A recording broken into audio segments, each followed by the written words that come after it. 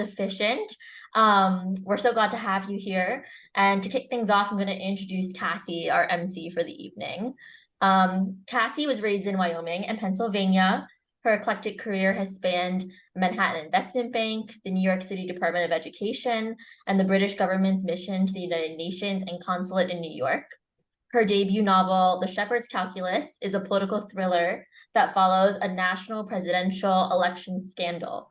It was released in 2017. She lives in Pennsylvania with her family. I'll hand it over to Cassie to get us started. Hey, thank you, Kiana. So good evening, everyone. We are delighted that you've joined us tonight to celebrate the launch of Michael Solis's debut novel, Deficient.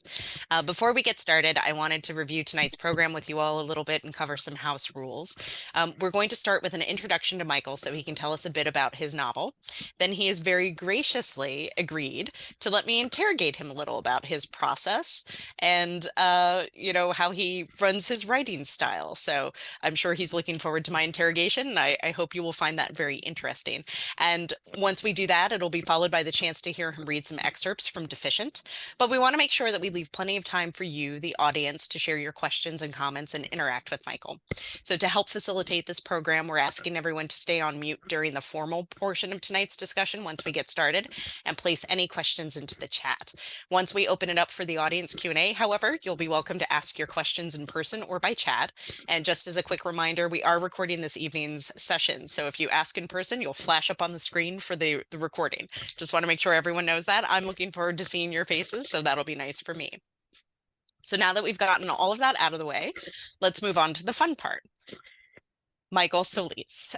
He's a true Renaissance man and an international man of mystery wrapped into one. He has brought his experience and expertise in humanitarian work and international development to locations around the globe: Sierra Leone, Latin America, and most recently Kenya, to name just a few.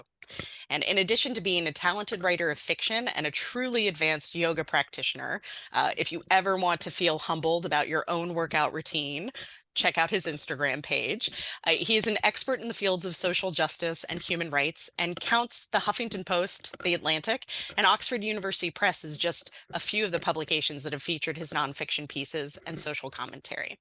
He's a graduate of Princeton University and holds master's degrees in human rights law and gender studies. And I came to know Michael through the George Mitchell Scholarship Program, through which both of us got a chance to study in Ireland. But I became his friend because his passion for impact, equality, and his sense of humor imbue everything that he does, including his fiction writing, with a unique ability to connect people and issues.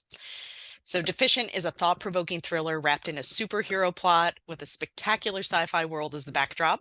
And any of that would make it an interesting read. But when you add in the robust and thoughtful character development that Michael created here, you get the whole package.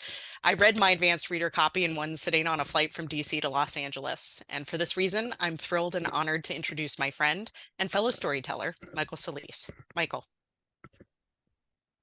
Great. Oh my God, Cassie. And I just wanted to thank you for taking the time out of your busy work life and schedule to support with this launch. So thank you so much. And also big thanks to Kiana for helping to organize the launch. So I'm happy to provide a little bit of a synopsis of Deficient, if that's helpful.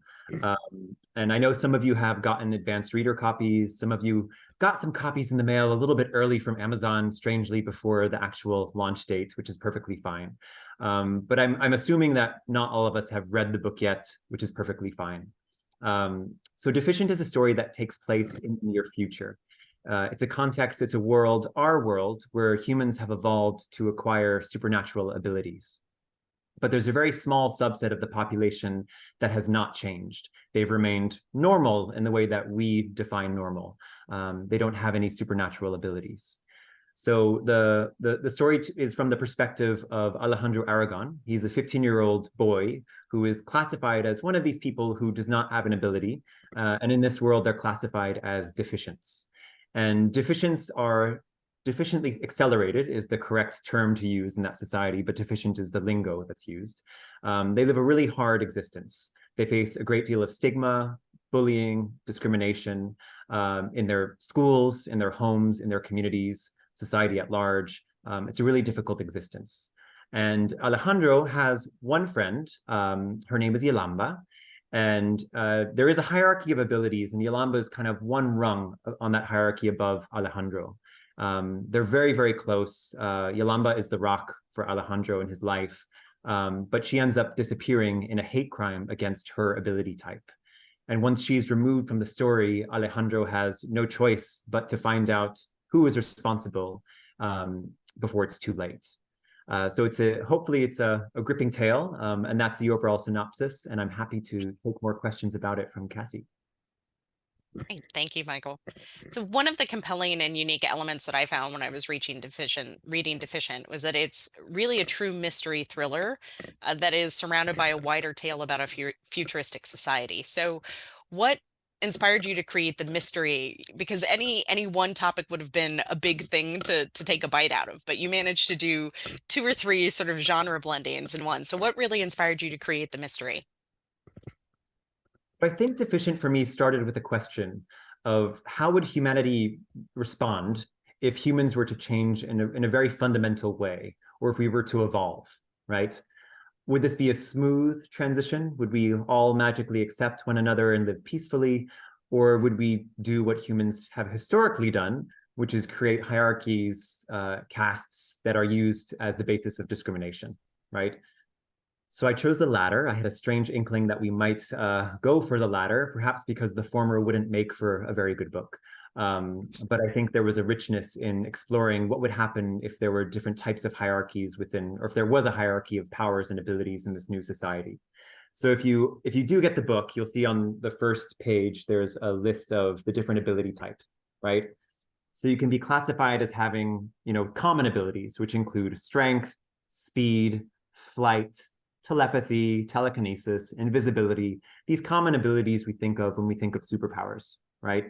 There are also rare abilities. So people who have more than one ability in this world, they're called legions, and they're seen as a little bit strange because they're a little too special.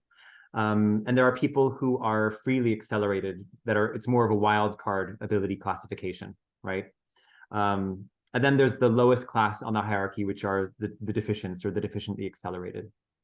So I think I really played around with this hierarchy first, even before delving into the mystery. Based on that hierarchy, I started exploring potential characters. So the characters that emerged from the book, Alejandro, Yolamba, Gwen, Kazuki, Landon, etc. And really developing the characters themselves, what abilities they had, what were their strengths, what were their weaknesses, and how did they relate with one another? And most importantly, how did they relate with the protagonist, Alejandro, who is a deficient in that society? And I think the mystery emerged from that relationship that Alejandro has with Yolamba in the book, right? There's a very close connection there. As I said before, Yolamba is the rock in Alejandro's life. And once that rock is removed, it forces Alejandro to enter into the mystery and try to figure out what happened before it's too late. Yes, you answered part of my question about the mystery in my next question, but this is a bit more of a process question from a writing perspective. So what came first, the idea for the world that Alejandro inhabits and the pitfalls that come with that, or the plot, or did it kind of develop in a parallel way? Definitely the world. I think for me, it was starting to create the world, establish the world.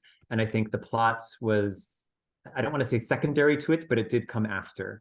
And I don't think I planned too much of the plot. I think a lot of the plot actually rolled out as I was writing the book. So it wasn't something that I actually outlined, line by line by line, how this would all happen. I think that made the editing process a lot longer than I had expected it to be, had I actually planned a little bit more in advance. But it made the experience of delving into the story, delving into the mystery, delving into the characters and those interrelationships, I think quite fun. Well, and they always say overwrite because you can cut during the editing process. So yeah, I think that's probably a familiar experience for many of us. So at the core of the world in Deficient, it's bluntly speaking an emphasis on ableism and abilities. So what do you think that world conveys about ableism in the story? And then what do you think it says about ableism in our actual society? Yeah, I think Deficient can be an allegory for ableism in our society. And it had me thinking a lot around who is our society structured for, who is it not structured for, who benefits and who doesn't benefit. And this is something that plays out for a lot of people to this day. And I found it really interesting over last weekend. We had in my hometown in Sakasana, we had Sakasani Day, right? And it was an opportunity to, kind of like a book fair, different stalls were set up. So I set up the books. It was an opportunity to share Deficient, sell some of the books. And the first set of people that visited me, there were two people who were living with disabilities, and they were accompanied by their support workers. And the support workers explained that the two people that they were working with wouldn't be able to read the book, but they still stopped and they were interested in the cover. They wanted to flip through the pages and they wanted to hear a little bit more about it. So when I explained the concept, one of the support workers, her eyes just lit up. And she goes, "This is so important. The message that can come from a book like this is really powerful."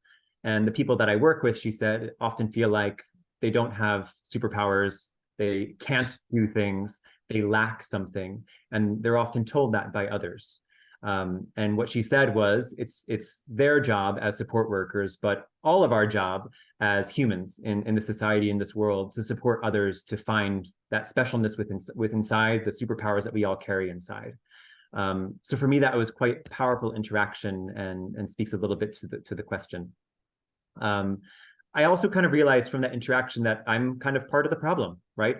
I've created a book that not everyone can read. It's not accessible to everyone. So it had me start thinking, how can I share the story with people, with other people who learn in different ways, right? Is there a more visual way of doing it? Is there a more interactive way of doing it that goes beyond just a book with words, right? So I think that's kind of putting my development and humanitarian worker hat on of trying to find a solution to this predicament. If anyone has any ideas, please do share them. I'm all ears. But that was one thing that popped up for me. And I think just to add one more thing, I wrote Deficient from the perspective of someone who in my life has felt different.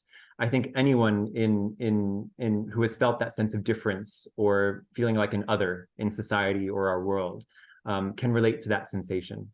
And I think the experience that Alejandro has as a deficient in this world is linked with, people don't want to even touch Deficient. So in that sense, they're like untouchables, right? People, those who can read minds, don't even want to delve into their minds and read their minds because there's this fear of contamination. Deficients aren't supposed to reproduce because the government, the society wants to control the population of deficients and reduce it. So it's a really harsh and ugly form of discrimination. This societal sense of hatred, of disgust.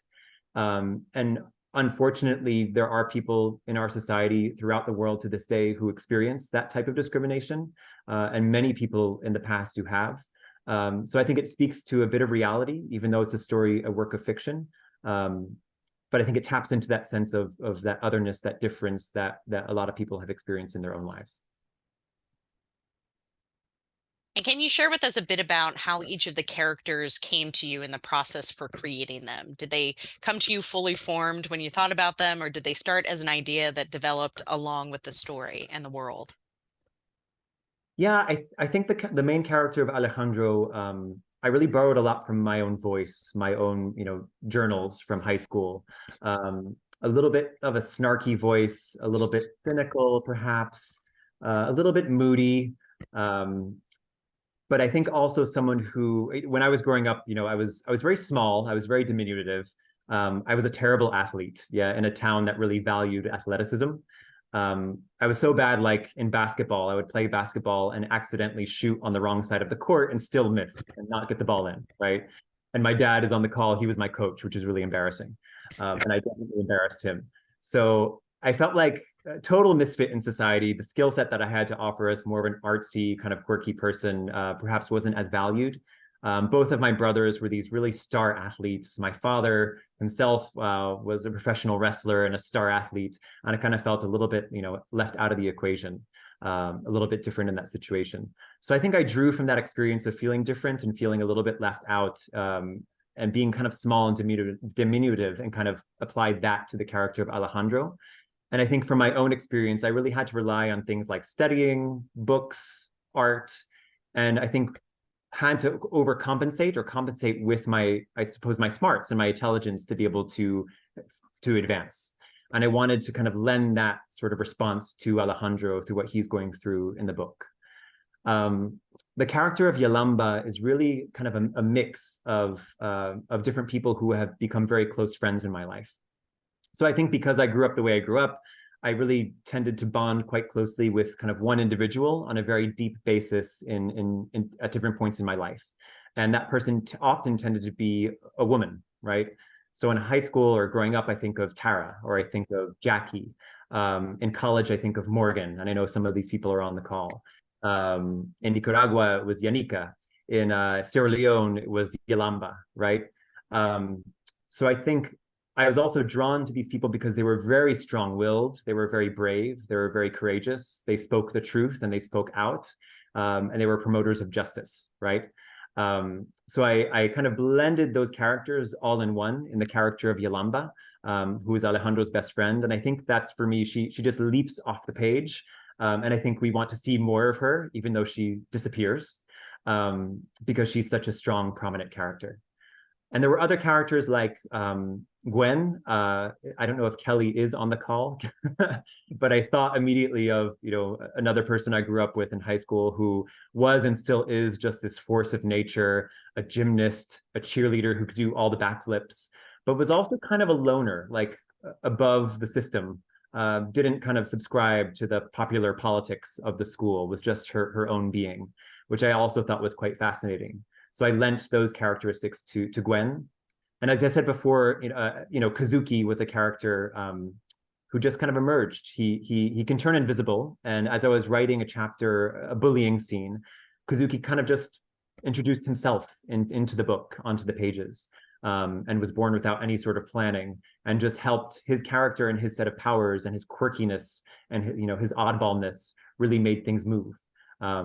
So I think, yeah, every character emerged a bit in a different way. Some were planned and some not so much. Well, I definitely want to see more of Yolamba and Gwen and all the characters. And I have to confess, I'm pretty excited that some of your inspirations for them are on this call. I feel like I'm in the presence of celebrity, so that's pretty exciting. We promised that we would spend a lot of time, or reserve quite a bit of time, for this audience to speak with you and interact with you and ask questions. So I want to make sure to wrap up this Q&A portion. My last question for you is that Deficient is classified as YA, but as someone who's definitely not young and someone who's sort of questionably adult, I loved it and found that it spoke to me as both an older person and the younger person that I remember myself to have been once. So as the author, what do you hope readers take from the novel as adolescents, in early adulthood, and beyond? Yeah, fantastic. I think for me, the beauty of books and the beauty of fiction is that it forces you to put yourselves in the shoes or in the experience of another person through the duration of that book, right?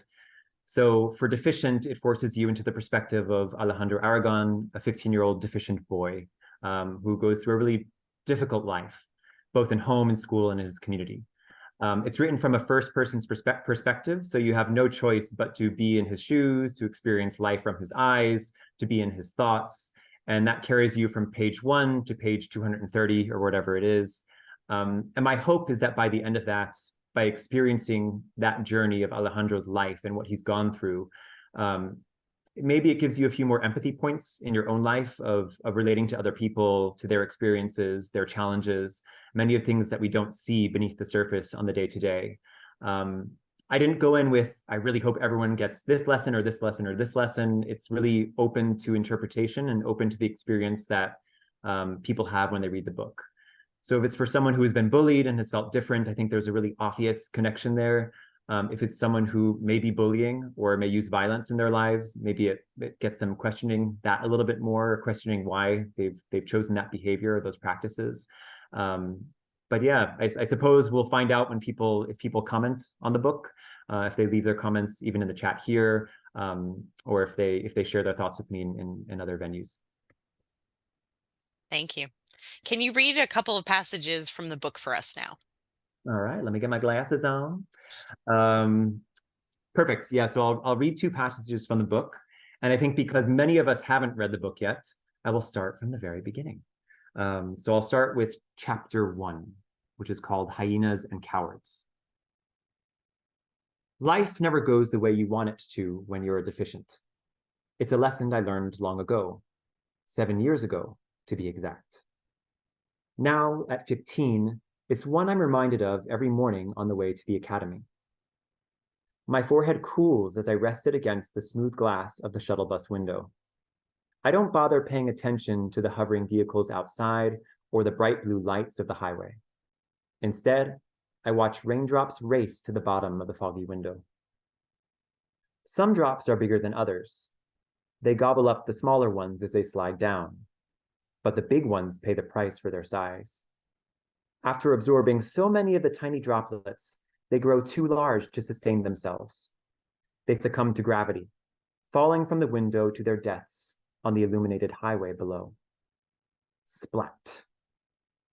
My thoughts snap back to my surroundings, and my eyes dart to the biggest droplet of all, a gooey glob of saliva that splashed near the upper corner on the inside of my window. I grit my teeth. Idiots. The fourth-year atlases sitting across the aisle cackle away. You missed, moron, one says. I won't next time, the second replies. My skin prickles with goosebumps, a familiar sign of fight or flight. But fleeing isn't possible and fighting won't help. The evolutionary theorist should have come up with a third option for a deficient who's backed into a corner. With their enhanced strength, atlases can do whatever they want with someone like me. Aren't you going to stand up for yourself, defective loser? The third one asks. I fail to answer the question, a trick that usually buys me some time, though it tends to generate immediate resentment.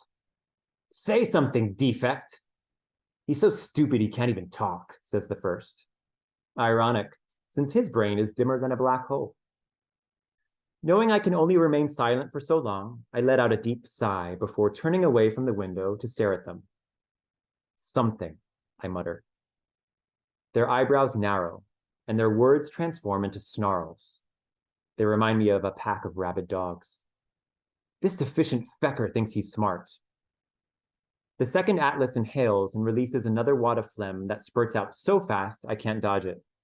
It hits me hard on the cheek, forcing me to turn toward the window once again. Splat, splat, splat, splat. I raise my arm to block the onslaught of spit. It ends after a few seconds. The atlases laugh and give each other high fives. I wipe at the warm, sticky moisture on my face with the sleeve of my academy jacket. The contrast between the gooey yellow mucus and black fabric makes my stomach churn. I want to hurl every curse I know at the atlases, but I bite my tongue. Provoking them was a stupid mistake. Acting on my emotions never ends well. 2 years until I'm out of Achuan. It feels like forever, but it will come eventually.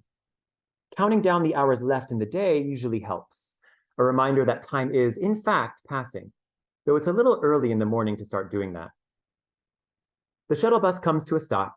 The atlases get up and laugh their way down the aisle. Quieter kids look away as they rush past my seat. None are willing to stand up in my defense, let alone look at me in the eye. They scamper to the exit, panicking as if the shuttle bus has suddenly gone ablaze. They're hyenas and cowards, all of them. Once all the students have passed, I slide my backpack over my shoulder and make for the door. The shuttle bus driver looks out the window instead of rewarding me with a goodbye or wishing me a great day like he does the other students. I don't mind. I've had 7 years to get used to not being acknowledged. The shuttle bus lifts into the air and starts to accelerate before I can dismount. Thanks, Mr. Shuttle Bus Driver. I jump, my legs wobble when I touch the ground, but my landings seem to be getting better. I take in the dampness of the November air before I see it, the place I hate more than any other on the planet. Achuan Egalitarian Academy. I shudder. 7 hours down, only 17 more to go. And that's the end of the first chapter. So I think I have another passage that takes place just a couple of pages later. In the next chapter, Alejandro arrives to school, and again, he's bullied on his way into the school, and he's rescued by his best friend, Yolamba. So I think I'll start in the middle of that scene where he's being bullied by a boy named Landon. You never learn your lesson, do you? I should have knocked your deficient teeth out a long time ago. My heart palpitates into hyperdrive. Not only is Landon an Atlas, but he's on the Academy's security track, which means he's trained in all kinds of martial arts. If he wants to kill me, he probably knows 1,000 ways to do it. A sudden boom of thunder draws my attention upward. A tsunami of charcoal clouds floods the sky, consuming the gray haze. I've never seen the transition happen so quickly. A giant scratch of white lightning cracks across the black clouds, and the thunder roars yet again. The rain that follows is an onslaught, like we're beneath a waterfall. Scheisse, Landon says. He tosses me to the side, and I plummet to the ground with a painful thud. I'm wet and cold, my face is pressed against the stone, and my lip is moist and tastes like copper. Splattering feet shuffle past me. No one stops to ask what's wrong or to help me up. It's not the first time I wish I could disappear like an unseen. Ale! I smile into the ground when I hear my nickname. It's not a name I hear often. In fact, there's only one person at the Academy who uses it. I push myself onto my hands and knees to see Yolamba running toward me, her gray Academy skirt swishing. In one hand, Yolamba is holding a glowing umbrella that emits a generous halo of white light. It evaporates the raindrops before they reach her head, keeping her dry. In her other hand, she has her sketchbook. Alejandro Aragon, Yolamba says as soon as she's at my side. She twitches her nose at me, a natural tick. Don't tell me you let that piece of scheisse knock you down again. What else was I supposed to do, y'alls? Stand up for yourself, fight back, defend your rights. I can't help but laugh as she guides me to my feet. Sure, fight back against Landon. I wipe the grit from my face. Any other death wishes you want me to make while I'm at it? He's a dim-witted Atlas. Your mind can dance circles around his. And he can crack my head open like a chicken egg whenever he wants. I'd prefer to keep my brain inside my skull, thank you very much. Shielding me from the rain with her glowing umbrella, Yolamba interlocks her plump arm with mine as we walk to the Academy's entrance. In the light of the spotless lobby, I notice Yolamba's braids have changed to violet, matching the new color of her eyes. The day before, her hair had been a shocking pink, and her eyes their normal brown. The grin on her face is wide and mischievous. I can tell she's been up to something. You were the one who made that storm happen, weren't you? I ask. Yolamba winks a purple eye and opens her sketchbook. I see a drawing of Landon and me on the walkway. Rain pours from the sky, and a bolt of lightning flashes above our heads in the picture. It was a quick sketch, but it served its purpose. It's hard to suppress my smile as I think about Yolamba's ability to draw objects and scenarios into existence. She's the only Farrell at the Academy with that kind of talent. To the other students, she's a freak, but to me, she's magical. And I think I'll leave it there for now.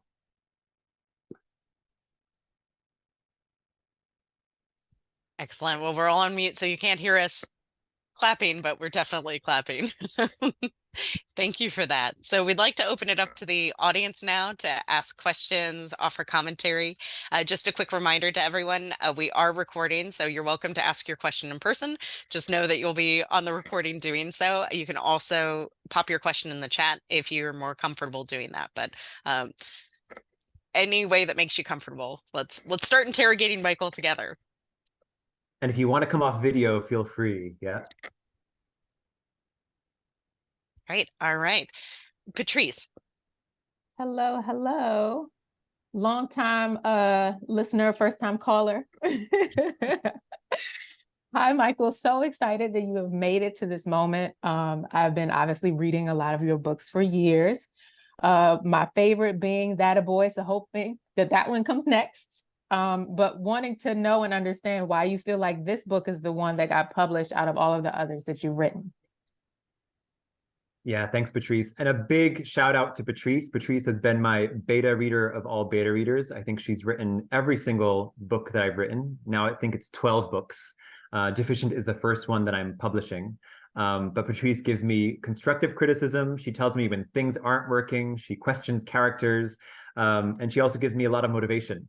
So thank you so much, Patrice, for being so supportive of me and my writing over the years. I think ever since you started reading my blog in Honduras. Yeah. So yeah, I think before I wrote Deficient, I had written a fantasy series that was big clunky books, and I ended up dividing them in half in some instances, and they ended up being 6 books altogether. And it was really my experiment in writing, right? Trying to learn this craft of how do you write books and how do you pitch them and sell them. And I was breaking all the rules. I was doing it all wrong. But anyway, I was having fun doing it. Yeah. When it was hard to pitch the series, I think there were, agents and publishers that were interested in the idea, but not in a series and not chopped up the way I had chopped it up, right? So no one is really willing to take the risk on it. So I moved on. I moved on to more of a creative nonfiction memoir project called That a Boy, which is basically growing up as, it's about growing up as the queer son of a professional wrestler, right? So it's nonfiction, truthful stories from childhood through that point. I think I was around 25. And that really is from real life. That's nonfiction, which is the book that Patrice was talking about. But when I tried to pitch that into the world, I got a lot of positive responses, a lot of interest from agents and also publishers. But then it would always stop at the full manuscript. And some of the feedback I got, well, memoir is really hard to publish in, or you don't have a platform, you're not famous, so we can't really, publish your story. One person said, if your life was about being the product of incest or having a terrible drug addiction, then we might be able to entertain it. And I was like, I don't know if there are any secrets in my family that I don't know about. If there are, please, mom and dad, tell me. But, obviously that wasn't going to go anywhere. So I gave up on that. And unfortunately, I think it's one of my strongest pieces of writing. But then I moved, learning from all those lessons that I had learned over the years. I said, okay, I'm going to create a standalone story that can, start and end in one book. It would have series potential because I think Deficient can keep going. Yeah. But it would draw from all those lessons that I learned over the years about the craft of writing. And I did definitely still had more to learn. I created it as a fictional world because that was something that I could control. And I think because it is really an underdog story, it touches on that issue of belonging, of us wanting to belong, which I think is something that is common across all people. What to do when you feel different or you feel mistreated or you feel discriminated against, overcoming adversity. So there are really common themes that I think, touch at our heartstrings that I think a lot of us can relate to through Deficient. And I think that's why there was a lot of interest in it from the start. Even if my first drafts weren't quite there yet, there was always interest in the concept. And I think that concept of Deficient was also interesting because we do have a fascination with superhero lore, right? And I think even with the movies we watch and the comic books and the television shows, the cartoons, we often recycle the same superheroes over and over again across different generations. Superman, Batman, Spider-Man, X-Men, the Avengers, and we're retelling their stories at different points in time. So part of me was thinking, okay, how do I take the superhero genre and flip the script a little bit from a world of normal people who are saved by a subset of superheroes, and with Deficient, it's a world of essentially superheroes and a subset of people who have remained normal. And to play with that concept. And I think people really liked that idea. And I think there was a richness there that I could do a lot of, play around a lot with as I was developing the characters and developing the plot. Right. Well, Michael, over here in the chats, we're planning the film series already. So, we've got the film sorted, we've got some audition tapes. So I admit that when I was reading it, I saw it as a film as well. So we have a question now from Jamie Bell. I think I'm pronouncing that correctly, but if I'm mispronouncing anyone's name here, please absolutely correct me. No, you pronounced it perfectly. Once again, Michael, I'm pretty sure you've been hearing so much kind words or just words of congratulations to you or towards you, but I guess my question would be I feel like it would be a little superficial. So while reading it, I noticed that there wasn't much use of American profanity. And I was just very curious to know if that was a very intentional choice. A little bit of me just felt like maybe it was your way of indicating that, the story is meant to be very inclusive of many different cultures. Obviously, they were just based on the names, but I guess what was the thought process behind that? Yeah, I think that kind of came from like what would the future world look like if this was to take place in say 2300 and something? Yeah. What would diversity look like? What would mixing look like? What would cultures look like in a world that has really turned very different, right? It's post climate change, it's post catastrophic. The world order has changed into a world that's divided in equal prefectures across the entire planet. What would people look like? What would culture look like? How would people communicate? So I tried to play around with some of those concepts. If I remember correctly, there was a show that I loved called Firefly, which I haven't watched in years. And if I remember correctly, I think all the curse words were done in a foreign language, maybe China, I don't know what it was. And I kind of thought, okay, what if people just cursed differently? Like, what would that feel like, right? And so I borrowed curse words from different languages. And I know we tend to be a little standoffish when we write in English and we curse in English, especially for young adult literature. So I thought maybe I can get around that where I can let the characters curse, but just in other languages. So I don't know if I'll get in trouble for that, but I thought it was an interesting way to approach that and added a little bit of a different elements to the culture. And even things like food, the snacks that the people eat, a lot of it's actually Korean food because I used to live in Korea and I absolutely love Korean food and I kind of want the future just to be Korean food. So I tried to incorporate different elements of the different cultures and places where I've lived as well to infuse that into the book and hopefully make it a little bit richer. But yeah, great question, Jamie. Right. We have a question from the chat from David Smith. The cover art from your book was beautiful. How did you develop the visuals for the cover? That's a really good question. So the book is published by BHC Press, and they lead on the design of the cover. So I actually had zero input into the cover. It was a question I asked in the very beginning of the relationship with BHC Press. And one of the reasons why I was really drawn to BHC Press, I love the other authors and I love the books. I read several of the books, but I just loved the covers. So I said, okay, like I can't control every part of this process. I will just trust fate and I will trust BHC Press to design this book cover for me. They did an excellent job. I love that it's purple. And I did not ask for that. And I think when I saw the purple leap off of the page, I was like, this is incredible. Because it's like one of my favorite colors and obviously represents a lot. So yeah, I think it wasn't really, I didn't have much say in it, but I did, approve of it enthusiastically once I received the cover. And thank you, BHC Press. You did a fantastic job in the cover design. Great. All right, Danny Arnold, you're up. Hi, Michael. So proud of you. Can't wait to read it.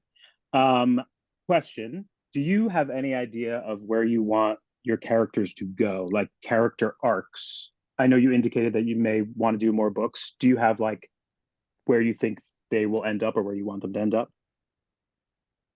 Yeah, so in a way, yes. I have worked on drafts of a second and a third book, though I did that a long time ago and I started rereading them and they need a lot of work, right? So please be patient with me. They're not ready to go just yet. But I have started exploring the arcs of the characters beyond this story. And Deficient, the first book, takes place in kind of a small setting. It takes place in Achawan Egalitarian Academy, a very small portion of the prefecture. It's very internal to the school and to the lives of the students who are going through their day-to-day lives in the school, right? And it takes place over the course of a couple of weeks, right? So it's told in a very specific time frame. What I want to do going forward is, okay, what does life look like beyond the school? What does life look like beyond the prefecture? What does society look like beyond the prefecture? And go a little bit more outward and explore a little bit more of the world and challenge the characters to explore a little bit more of the world. So that's the main direction I'll be going in as I work over the coming weeks on book 2. But I'm delighted to see people are interested in it. And the characters are so rich. I think the beauty of working on sequels is that I already have the platform there, everything laid out with these wonderful, rich characters. So now there's so much that I can do with them. And there's a lot of excitement there for me in that. Great. We have a question from Morgan Kennedy next, and then Quentin Sloan. Mike, first I want to say just how deeply proud I am of you and all that you have accomplished. I'm so glad that the world will get to read some of your writing. So my question is, who are some of your favorite authors? I heard you said you've read other BHC Press authors, and who or what inspires your work the most? Yeah, I think a lot of writers, right? So ironically, I've written in the genre of science fiction. I'm not the most vast reader of science fiction out there, right? So I'm very jealous of people who can, have read hundreds of science fiction books and they can list all of them and they can draw comparisons, because it isn't the genre that really calls to me. I have been influenced by different books, by Dune, by Ender's Game, but it isn't necessarily a science fiction book about robots or about aliens or invasions and that kind of science fiction. I would say it's kind of a lighter science fiction that's more influenced by superhero or super ability lore, I suppose. But other writers that I do enjoy from the science fiction genre, Octavia Butler, definitely. From fantasy, Marion Zimmer Bradley, George R.R. Martin. I can read the Song of Ice and Fire books for the rest of my life. If I had to pick any books, I think I would pick those ones. And then real classic writers who I think are just at a level that probably I don't know if I will ever achieve, but like Gabriel Garcia Marquez, Isabel Allende. Magical realism is something that I really love reading. Toni Morrison, and I think that was a connection that we both had at Princeton. Morgan, Joyce Carol Oates. So there are many, many writers out there, and I think I draw influence even if it's not necessarily the genre that I'm actually writing in. So hopefully that helps. Quentin Sloan. Hello, Michael. I am definitely going to beat the dead horse and saying I'm so proud of you. I know it's been a journey, so to see it come to fruition is amazing. My books will still be arriving tomorrow, so that'll be awesome. Also a great fan of Attaboy. So now that you've released your book, maybe we can try that again. Maybe. ... But yeah, so my question is, were there any scenes or sections of the book that you had to cut out to make production?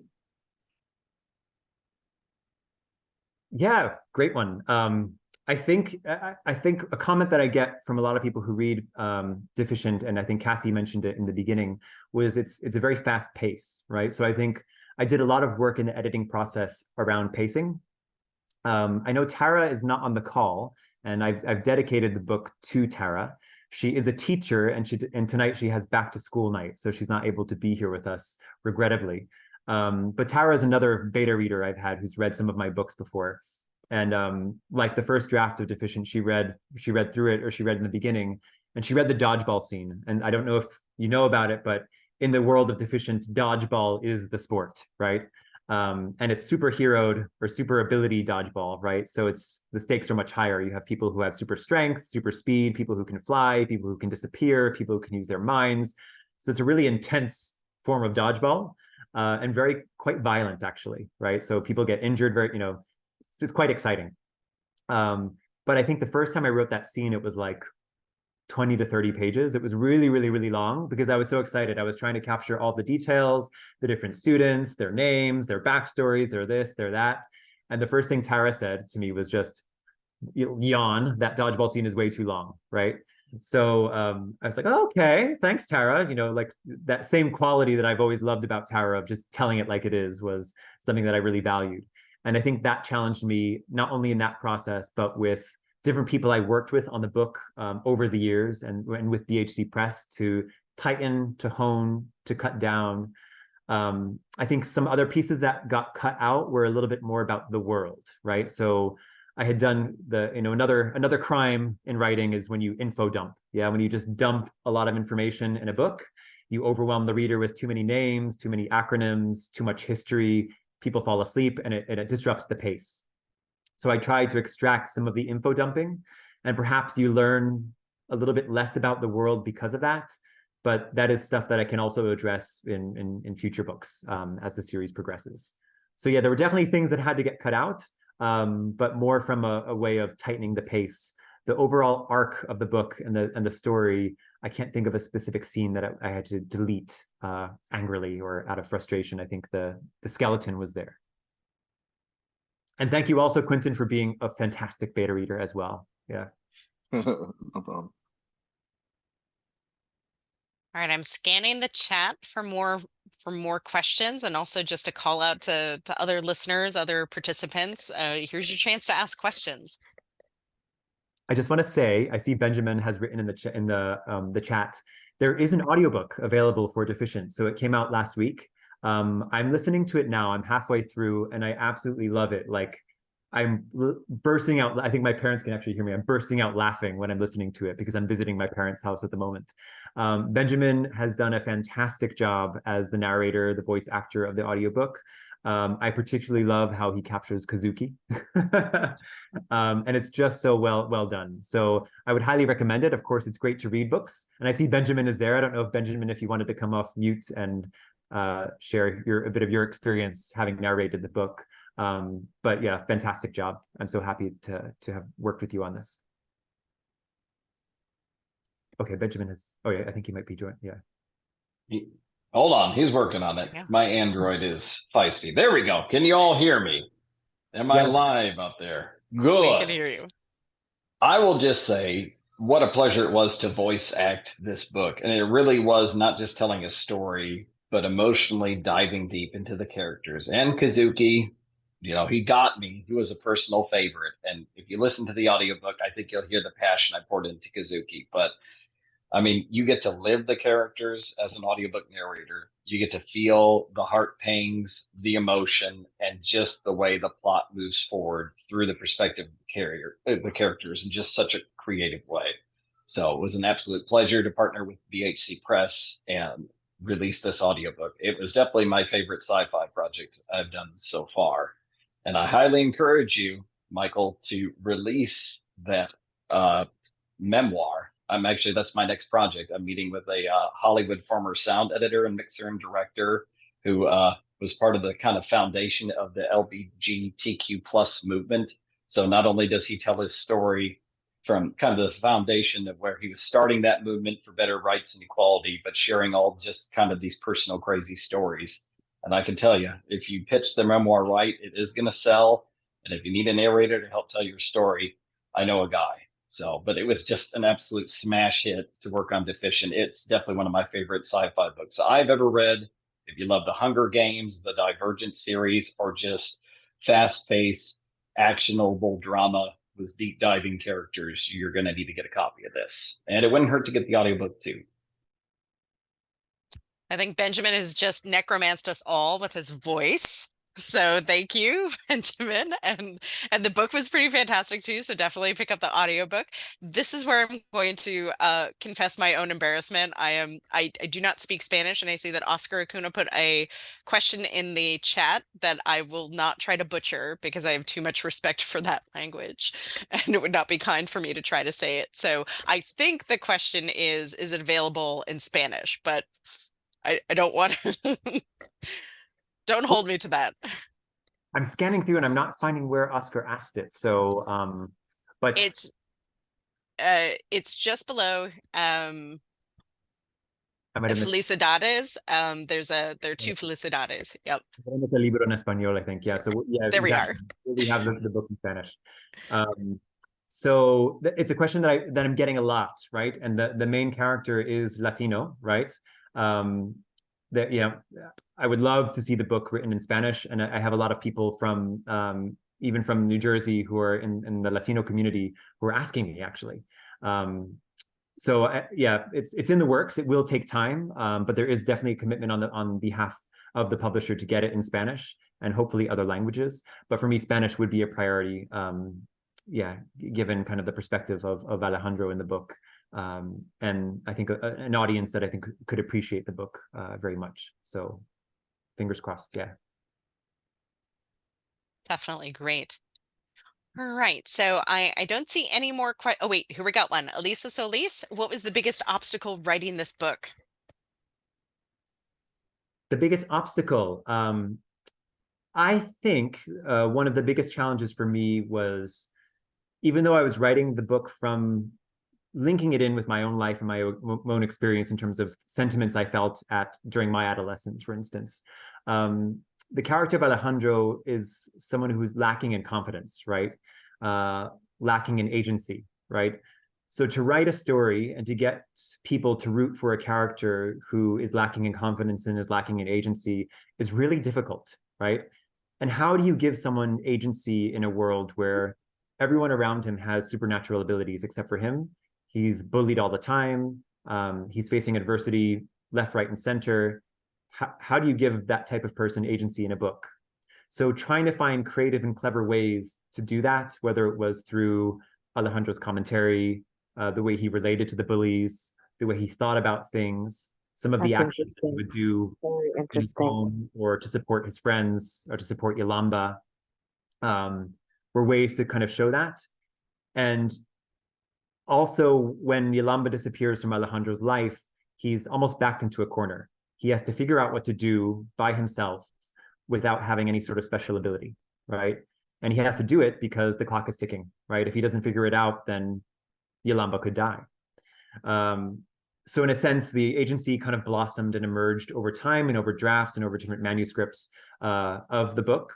But I think it was probably the trickiest part, but the most rewarding part, because I think Alejandro has turned into a character that you cannot help but root for. And you really want to see him succeed.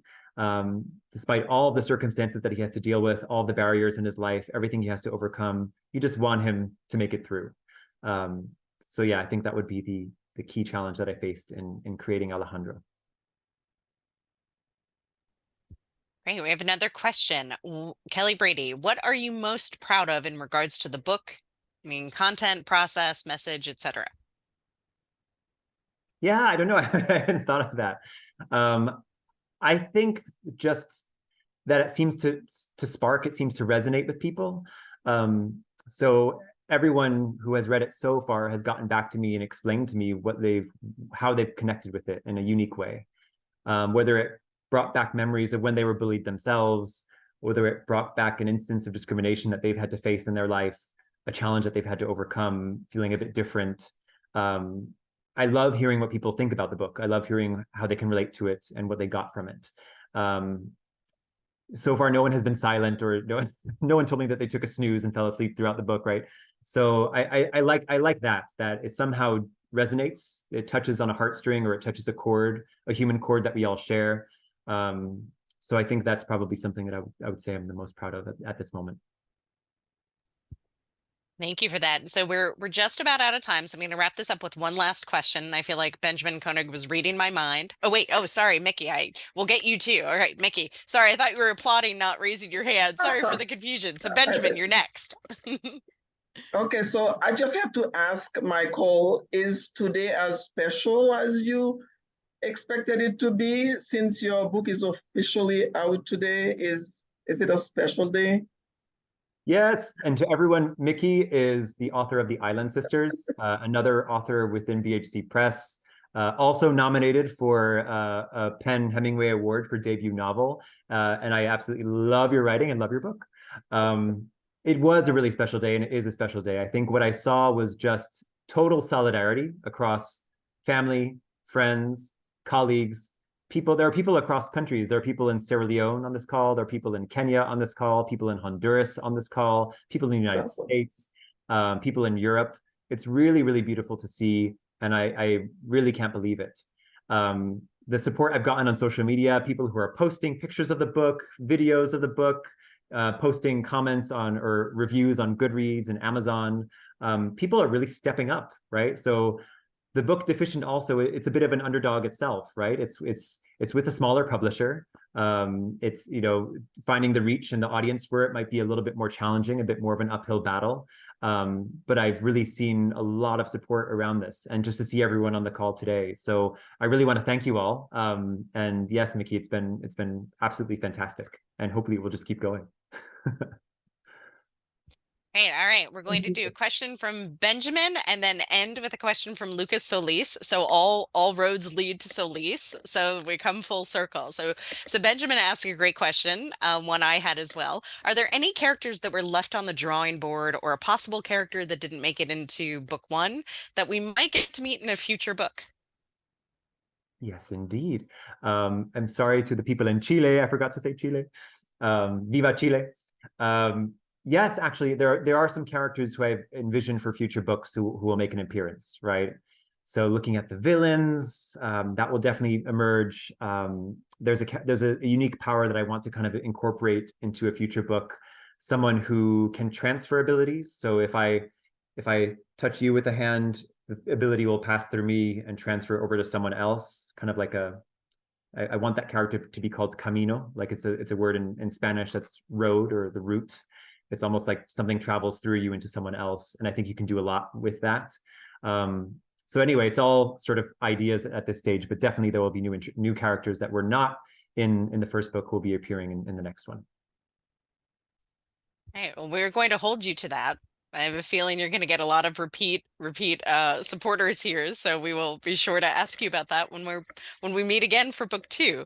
All right, so last question, Lucas Solis, what's your question? Lucas is my nephew.